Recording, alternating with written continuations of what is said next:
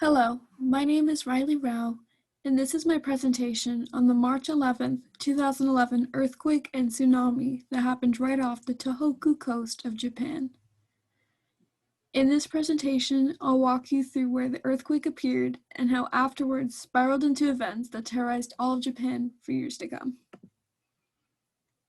Japan is made up of 8 different sections of land, categorized as regions. Tohoku, meaning northeast, is a region in Japan that covers the northern part of Honshu, as seen in the image. Honshu is one of Japan's 4 main islands. Tohoku was established between the 7th and 9th centuries, and it was colonized way after the rest of southwestern Japan became firm in its culture. This region is comprised of 6 prefectures, or a district under the government of a prefect, which are Akita, Aomori, Fukushima, Iwate, Miyagi, and Yamagata. The biggest city residing in this region is Sendai, which in 2011 had a population of 2,183,000 people. As it turned out, Sendai, which is located in the Miyagi prefecture, was quite close to the epicenter of the earthquake. On March 11, 2011, the Tohoku region was hit by 2 natural disasters, one being an earthquake and the other was a tsunami that followed shortly after it. This earthquake was the largest one recorded in all of Japan's history, and it still is to this day because of how much severe damage it caused to the land. Its epicenter was 70 kilometers east of the Ashika Peninsula of Tohoku, and the hypocenter at an underwater depth of approximately 29 kilometers. This earthquake was the effect of stretching of the subduction zone associated with the Japanese trench off the coast. This trench signifies the boundary between the Eurasian plate and the subducting Pacific plate. To the right of the slide, you can see the epicenter off the coast represented by a gray bullseye on the diagram. It's said that at the time of the earthquake, satellites were able to pick up on small waves coming off the epicenter. The magnitude 9 earthquake is ranked as the 4th most powerful earthquake on record. The earthquake occurred at 2:46 p.m. and only lasted 6 minutes. It caused mass destruction to infrastructure, left people homeless, and even took away lives. Approximately 15,000 lives were lost to this disaster, and it also caused events that created so much havoc that the country hasn't gone back to the way it was. In fact, a study done by Nippon states that in 2014, 3 years after the event, it was expected that only 9% of public housing for victims would be complete. This is an image of what some of the neighborhoods looked like after the 2 events.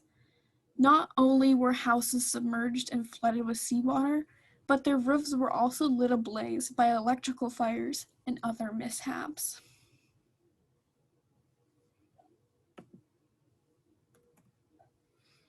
This video is of a school in Japan during the earthquake. The person behind the camera is of a faculty member who is going around and recording the events while he makes sure that no one was hurt.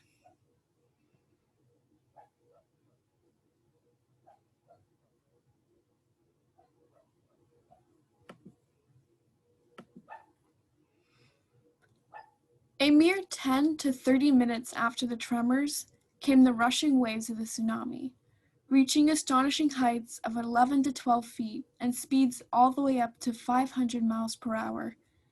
At one point, the wave clocked out at 5 miles per second, according to Daniel Hurst, a reporter in Tokyo for The Guardian.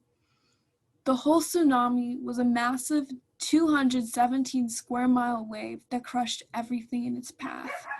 Not even the 21-foot, 250-mile-long seawall barrier put up for tsunamis could keep it in check. The waves effortlessly went right over top and into the city. The incoming waves of the tsunami were the only things you had to watch out for either. The outward pull from the water making its way back to the ocean, would collect debris and people and trap them in the waste. Here shown are some images of what the destruction looked like for thousands of families in Japan.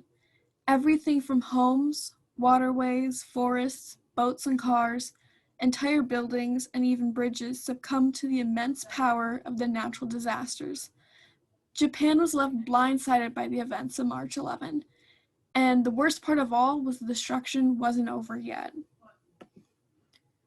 Previous to the tsunami, the earthquake's tremors caused the Fukushima Daiichi facility to disconnect from Japan's grid. Thankfully, at this time, only 3 out of its 6 reactors were up and running. But even with half of their equipment online, mayhem was still catastrophic. Powerful waves made it to the Daiichi power plant and had harmed their backup generators. The Fukushima accident is considered the second most severe nuclear accident in history. The event that ranked first was the 1986 Chernobyl accident. Both these events are the only 2 nuclear accidents that are ranked at a level 7 for maximum severity. The tsunami hit Fukushima plant at 3:46 p.m., exactly an hour after the earthquake struck. The Daiichi plant had almost a 20-foot seawall designed for tsunamis, but the waves blew right over it and continued on to the plant's vitals. The waves took out the generators located underground and their fuel tanks. This caused a massive loss of power within the plant, and in turn created failure in their emergency cooling systems. Right after the earthquake occurred, employees were working to shut down the reactors and also keeping the second reactor's storage pool in check because the tremors ended up damaging it. As the day continued, the nuclear accident keeps getting more problematic.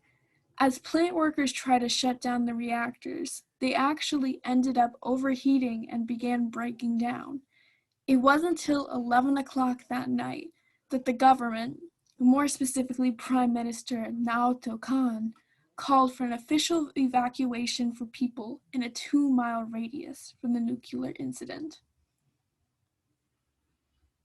9 years after these events, and Japan is still recovering. Christopher Furlong, a journalist for U.S. News, says that 174,000 victims are still displaced from these natural disasters and the nuclear incident. He states that parts of Japan are moving at a snail's pace in recovery and returning to normal. Here are my sources for the PowerPoint.